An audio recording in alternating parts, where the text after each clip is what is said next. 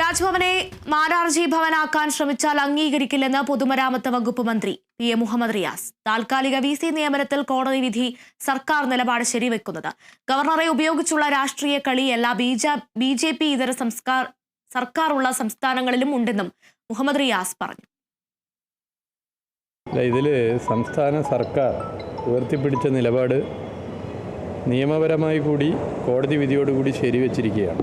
അതായത് സർവകലാശാലകളിൽ നടന്നുകൊണ്ടിരിക്കുന്ന സംഭവവികാസങ്ങൾ കേരളത്തിൽ മാത്രമാണോ, BJP ഇതര സംസ്ഥാന സർക്കാരുകൾ ഭരിക്കുന്നിടങ്ങളിലൊക്കെ തന്നെ ഇത്തരം പദവികൾ ഉപയോഗിച്ചുകൊണ്ട് സർവകലാശാലകളിൽ തങ്ങളുടെ രാഷ്ട്രീയ അജണ്ട കുത്തിവെക്കുവാനുള്ള വളരെ ബോധപൂർവമായ ശ്രമം നടന്നു വരികയാണ്.